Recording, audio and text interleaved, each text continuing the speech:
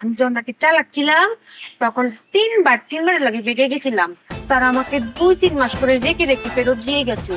অনেক বুদ্ধি কাটিয়ে ভেবেছি যে আমার আর চালাক টাকা যাবে না।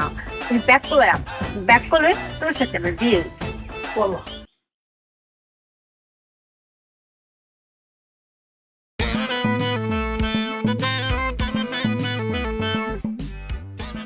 রোগীর প্রেশার লো আর সবকিছু ঠিক আছে।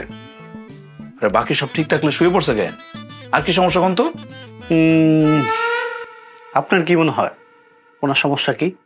ওমা, রোগীর কি সমস্যা সেটা যদি আমি জানতে পারতাম তাহলে তো আপনার ডাকতাম না, তারপর অ্যাডভান্স করে।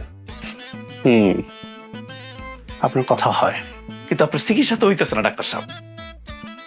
আচ্ছা উনি কিভাবে পড়ে গেল? মাথা ঘুরে পড়ে গেছে নাকি অন্য কোনো ভাবে? আমি জানি না। তাহলে কে জানে? আম্মা জানে। আপনার আম্মাকে ডাকেন। আম্মা তো আইতো না। কেন আসবে না? আমার রাগ করেছে আমার উপর। কেন?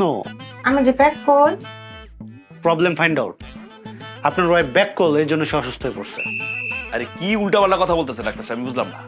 দুনিয়াতে কোন জায়গায় লেখা আছে যারা ব্যাককল তারা খেলে অসুস্থ থাকে আর যারা চালাক তারা সুস্থ থাকে সবসময়? আপনার কথা হয়। আরে আপনার চিকিৎসা তো ঠিক মতো হইতেছে না, বুঝতেছেন না আপনি?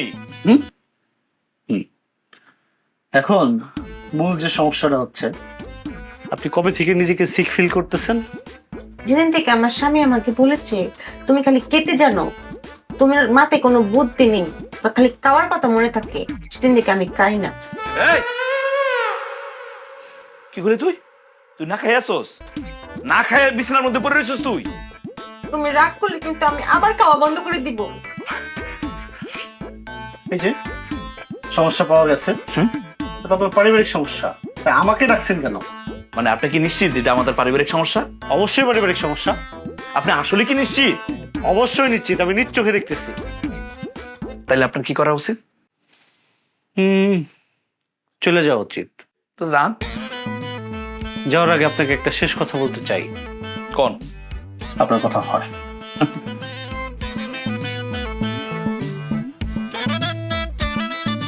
আচ্ছা আমি বুঝলাম না, তোমার অসুস্থ হওয়ার কারণে আমি দৌড়ে ডাক্তার আনতে গেলাম, যাওয়ার আগে তোমার 100 বার জিজ্ঞাসা করছি কারণ কি, অসুস্থ হওয়ার কারণটা কি, তুমি কইলে না কেন? অভিমান। ও তাই এই অভিমান কি করলে ভাঙবো? যখন তুমি আমাকে আদর করে বলবা যে চুপিয়া কে নাও কে নাও, আর বলবা যে চুপিয়া তুমি অনেক চালাক, তখন আদর না? আচ্ছা আচ্ছা আচ্ছা আদর। আমার সিদ্ধান্ত নেওয়া শেষ। আর যাই হোক, তোর মতো বেককলের সাথে সংসার করা যাইব না।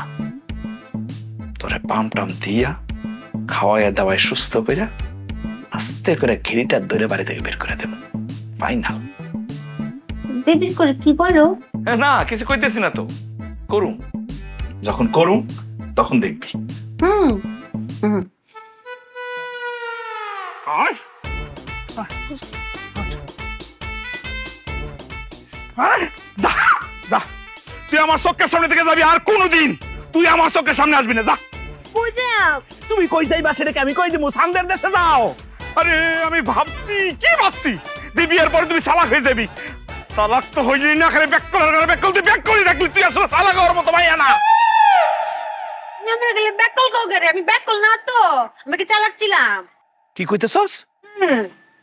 আমি যখন নাকি চালাক ছিলাম তখন তিনবার লাগে বেগে গেছিলাম।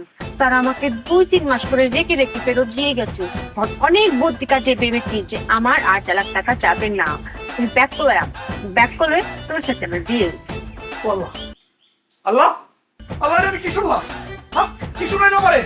আমি তার বিয়ে করছি, সে নাকি আমারই বিয়ে করার আগে আর 3 জনের সাথে ভেগে গেছে, 1 মাস 2 মাস করে ছিল। হ্যাঁ এটা আমি কি শুনলাম? এতদিন তো মনে হয়েছে যে তুই ব্যাক, এখন তো মনে হচ্ছে আমি আরো বড় ব্যাক কল। হাই হাই, ওই ওই ব্যাক কল, বাচ্চা ব্যাক কল। আগে ছিলে তুই নরমাল ব্যাক কল, এখন হচ্ছিস তুই বড় ব্যাক কল। দিন যত দেখতে থাকবো না তত ব্যাক কল গিরি বাড়তে থাকবো। ওরা আমি এসব কথা কইতেছি কে? তোর কয়ে লাভ কি? হ্যাঁ আমি আমি আমি দড়ি দিব, দড়ি আমি বাঁচুম না। যখন চালাক ছিলাম তখন বিয়েই হইছে না, এখন ব্যাক করেছি বিয়েই টিকছে না। কি হয় বেশি চালাকও ভালো না, বেশি ব্যাক করলে ভালো না। কি করতাম? আমার